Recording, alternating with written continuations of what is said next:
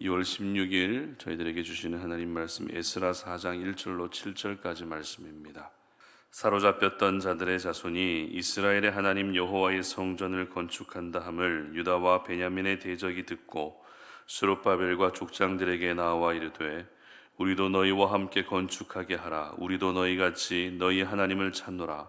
아수르 왕 에살핫돈이 우리를 이리로 오게 한 날부터 우리가 하나님께 제사를 드리노라 하니 스룹바벨과 예수아와 기타 이스라엘 족장들이 이르되 우리 하나님의 성전을 건축하는데 너희는 우리와 상관이 없느니라. 바사왕 고레스가 우리에게 명령하신 대로 우리가 이스라엘의 하나님 여호와를 위하여 홀로 건축하리라 하였더니 이로부터 그 땅 백성이 유다 백성의 손을 약하게 하여 그 건축을 방해하되 바사왕 고레스의 시대부터 바사왕 다리오가 즉위할 때까지 관리들에게 뇌물을 주어 그 계획을 막았으며 또 아하수에로가 즉위할 때에 그들이 글을 올려 유다와 예루살렘 주민을 고발하니라. 아닥사스다 때 비슬람과 미드르랏과 다부엘과 그의 동료들이 바사왕 아닥사스다에게 글을 올렸으니 그 글은 아람 문자와 아람 방언으로 써서 진술하였더라. 아멘. 쉬운 길을 위해 타협하지 말라라는 제목으로 오늘 아침 말씀 전합니다. 쉬운 것과 어려운 것 중에 사람들은 쉬운 것을 더 좋아합니다. 그래서 힘들고 어려운 인생이 되기보다는 될 수 있다면 순탄하고 쉬운 인생이 되기를 바라는 마음을 누구나 가지고 있습니다. 일반적으로 쉽고 어려운 것을 구분하는 기준은 자기 자신일 때가 많이 있는데요. 무슨 말인가 하면 일단 내가 힘이 덜 들어야 됩니다. 내가 신경을 덜 쓰게 돼야 됩니다. 그래야만 쉽다라고 여기게 된다는 것이죠. 하지만 내가 힘이 들고 내가 신경을 많이 써야 되면 어렵다라고 여기게 되는 것이 바로 우리의 모습입니다. 이처럼 저희들은 많은 부분에서 나 자신이 항상 기준이 되면서 그렇게 살아갈 때가 참 많습니다. 그러면 결국 쉬워지기 위해서 하나씩 하나씩 타협하는 모습으로 변해버리기 때문에 자기 자신이 기준이 되는 것은 어찌 보면 참 위험할 수도 있다라는 생각을 하게 되는데요. 그런데 이 타협의 의미는 서로 간에 양보할 것은 양보하고 지킬 것은 지키면서 조율하고 협의하는 것을 말합니다. 따라서 타협은 좋은 의미를 가지고 있습니다. 하지만 하나님의 자녀로 우리가 이 땅을 살아가면서 타협하는 것은 마냥 좋은 것이라고 말할 수는 없습니다. 왜냐하면 신앙생활 하면서 타협해야 되는 상황들은 대부분 우리의 신앙을 흔들고 또 하나님을 향한 마음을 무너뜨리는 사탄의 방해가 대부분이기 때문입니다. 오늘 본문은 포로 귀환한 백성들이 1년 2개월 만에 드디어 고대화된 성전 재건을 시작하고 나서 그 후에 있었던 일을 기록하고 있습니다. 그런데 순조롭게 진행돼야 할 성전 재건 사업이 생각지 않은 방해 때문에 중단되고 맙니다. 얼마나 꿈에 그리던 성전 재건입니까? 성전의 첫 기초가 놓여졌을 때 백성들의 모습을 기록하고 있는 에스라 3장 12절의 기록을 보게 되면 이렇게 기록합니다. 제사장들과 레위 사람들과 나이 많은 족장들은 첫 성전을 보았으므로 이제 성전의 기초가 놓임을 보고 대성통곡하였으나 여러 사람은 기쁨으로 크게 함성을 지르니. 아멘. 어떤 이들은 주체할 수 없는 감격으로 대성통곡하기도 합니다. 또 어떤 이들은 너무 기뻐한 나머지 함성을 지를 정도였습니다. 이것이 바로 성전 기초가 놓여졌을 때의 모든 백성들의 반응이었습니다. 이처럼 성전 재건은 기쁨과 감동이 함께 섞인 축제와도 같은 자리였습니다. 그동안 포로 생활을 하면서 이렇게까지 행복했던 순간은 없었을 겁니다. 그런데 조국의 멸망과 포로 생활의 서러움을 한 번에 날려버릴 만한 큰 기쁨이 지금 예루살렘으로 돌아온 백성들에게 찾아온 것입니다. 여러분, 이렇게 큰 감동과 기쁨 속에 시작된 성전 재건이라면 당연히 순적하게 진행되는 것이 맞지 않겠습니까? 고레스 왕도 허락해 주었고 성전 재건을 뜨겁게 사모하는 4만 명 이상의 사람들이 함께 시작한 일이기 때문에 이제 이 모든 일들은 일사천리로 진행되어야 되지 않겠습니까? 그러나 방심은 금물입니다. 이렇게 은혜와 감격 속에 진행된 성전 재건이지만 뜻하지 않은 난관을 만나게 됩니다. 바로 대적자들의 방해가 생긴 것입니다. 그런데 성전 재건이 방해 때문에 중단된 것도 참 마음 아프지만 우리를 더욱더 분노하게 하고 우리의 마음을 힘들게 하는 것은 방해를 주도하던 사람들이 바로 사마리아 사람들이었다라는 것입니다. 여기서 말하는 사마리아 사람은 이스라엘 백성들 중에서 이방 민족과 피가 섞인 혼혈 민족을 의미합니다. 그렇기 때문에 사마리아 사람을 순수 이스라엘 사람이라고 말할 수는 없지만 또 한편으로는 이스라엘 사람들이라고 볼 수도 있다는 것입니다.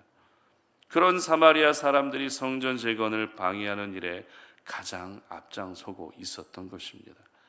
이것을 보면 언제나 나를 가장 힘들게 하는 사람은 나를 잘 알고 있는 가까운 사람일 때가 대부분입니다. 나를 잘 모르는 사람은 나를 힘들게 하지 않습니다.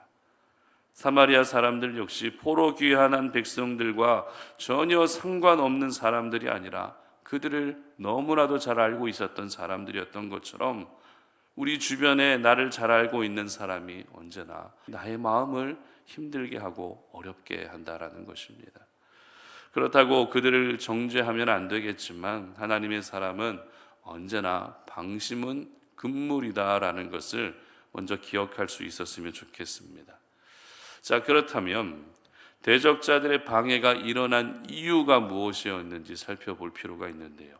오늘 본문 2절 말씀 보시기 바랍니다. 스룹바벨과 족장들에게 나와 이르되 우리도 너희와 함께 건축하게 하라. 우리도 너희같이 너희 하나님을 찾노라. 아수르 왕 에살핫돈이 우리를 이리로 오게 한 날부터 우리가 하나님께 제사를 드리노라 하니. 자, 바로 성전 재건 사업에 우리도 역시 끼워달라는 것입니다. 너희들만 성전을 짓지 말고 우리도 함께 성전을 지을 수 있게 해달라는 이 제안을 한 것입니다. 여러분은 어떻게 생각하십니까? 어쩔 수 없는 환경적인 요인 때문에 피가 섞여버린 사마리아 사람들이지만 그들에게도 선택받은 이스라엘 백성들이라고 하는 하나님의 백성이라고 하는 그 백성의 피가 흐르고 있었다는 것을 생각하면 그들의 요구를 굳이 거절할 필요가 있었나라고 하는 생각도 드는 것이 사실입니다. 그리고 성전 재건을 위해 4만 명 이상의 많은 사람들이 귀환했지만 큰 공사를 진행하기 위해서는 한 사람이라도 더 힘을 보탤 수 있다면 그들을 함께 동참하게 하는 것이 공사가 더 수월해질 수 있는 방법입니다. 이것은 누가 봐도 당연합니다. 그러나 스룹바벨을 비롯한 족장들이 보인 반응은 그들과 함께하는 것을 거절하는 것이었습니다. 본문 3절 말씀 보시기 바랍니다. 스룹바벨과 예수아와 기타 이스라엘 족장들이 이르되 우리 하나님의 성전을 건축하는데 너희는 우리와 상관이 없느니라. 바사왕 고레스가 우리에게 명령하신 대로 우리가 이스라엘의 하나님 여호와를 위하여 홀로 건축하리라 하였더니. 아멘. 어떻게 말하고 있습니까? 너희는 우리와 상관이 없다. 우리는 홀로 이 성전을 건축하겠다. 이것이 바로 대적자들의 요구에 대한 반응이었습니다. 이렇게 반응할 수밖에 없었던 결정적인 이유는 사마리아 사람들은 순수 혈통을 잃어버린 혼혈 민족이었기 때문입니다. 이방인의 피가 섞인 이스라엘 백성으로 보는 것이 아니라 아예 이방인으로 여겼기 때문입니다. 어찌 보면 이 사마리아 사람들을 바라보는 이와 같은 시선이 너무한 것 아닌가라는 생각도 듭니다. 하지만 사마리아 사람들은 피만 섞인 것이 아니라 우상 숭배도 같이 하고 있었기 때문에 거룩한 성전을 재건하는 일에 절대 동참시킬 수 없었던 것입니다. 이로써 대적자들의 방해가 시작되었던 것입니다. 사실 이 사마리아 사람들의 제안을 받아들였다면 적어도 방해는 없었을 겁니다. 그러나 스룹바벨은 방해가 생길지언정 절대 타협할 수 없었던 것입니다. 일손을 더 많이 확보해서 일을 쉽게 진행할 수는 있었을지언정 타협은 있을 수 없다는 것이 스룹바벨이 가지고 있었던 신앙관이었습니다. 그렇습니다. 하나님의 사람들에게 타협은 있을 수 없습니다. 왜냐하면 믿음 안에서 타협이라는 유혹이 찾아오는 상황은 대부분 진리를 거스르는 일이고 성경을 거스르는 일이기 때문입니다. 만약 우리가 신앙생활을 쉽게 하기 위해서 타협하기 시작한다면 예배도 무너지고 맙니다. 교회를 섬기고 봉사하는 일마저도 무너지고 성도 간의 아름다운 교제도 역시 모두 무너져 버리고 마는 것입니다. 하나님이 성경을 통해서 우리에게 말씀하신 많은 신앙의 덕목과 삶의 모습들, 그 많은 여러 가지 자세들은 타협하라고 주신 것이 아니라 지키라고 주신 것입니다. 많은 타협의 요소들이 있지만 그럼에도 불구하고 지켜내야 하기 때문에 우리에게 명령하시고 말씀하신 것입니다. 그렇다면 여러분의 삶 가운데 내가 쉽게 믿고 쉽게 신앙생활하기 위해서 타협하고 싶은 마음이 가장 많이 생기는 부분은 어떤 부분이십니까? 내가 예배는 잘 타협하지 않고 지키고 있는데 수고하고 봉사하는 부분에 타협하고 계시지는 않으십니까? 말씀을 가까이 하는 것은 타협하지 않지만 기도하는 부분에서 타협하고 계시지는 않으십니까? 내가 교회 안에서는 신실하게 하나님을 섬기는 그리스도인이라고 하는 그 정체성을 절대 타협하지 않는데 삶 속에서는 그리스도인이라고 하는 그 정체성을 항상 타협하고 계시지는 않으십니까? 우리는 어려운 것보다 쉬운 것을 더 선호하는 마음이 있기 때문에 쉽게 가기 위해서 나도 모르게 타협할 때가 있습니다. 그러나 타협하는 순간 쉬워지는 것이 아니라 더 어려워지게 됩니다. 어려운 것을 피하려다가 더 어려운 상황을 만나게 되는 것입니다. 그러므로 쉬운 길을 위해서 절대 타협하지 않으시기를 바랍니다. 하나님의 자녀로 사는 길은 원래부터가 십자가의 길이고 순교자의 삶입니다. 하나님의 자녀로 살아가는데 내가 쉽게 가겠다라고 생각하는 것은 앞뒤가 맞지 않는 것이죠. 하나님의 자녀들에게는 고난이 항상 따를 수밖에 없고 삶이 힘들고 어려울 수밖에 없습니다. 그러나 내가 쉬운 길을 위해 끝까지 타협하지 않는다면 고난의 인생 가운데에서도 하나님이 지켜주시고 어려운 인생 가운데에서도 그 인생을 넉넉히 살 수 있는 힘을 공급해 주시는 것입니다. 바라기는 우리 성도님들 모두가 힘들고 어려운 길도 기꺼이 받아들일 수 있었으면 좋겠습니다.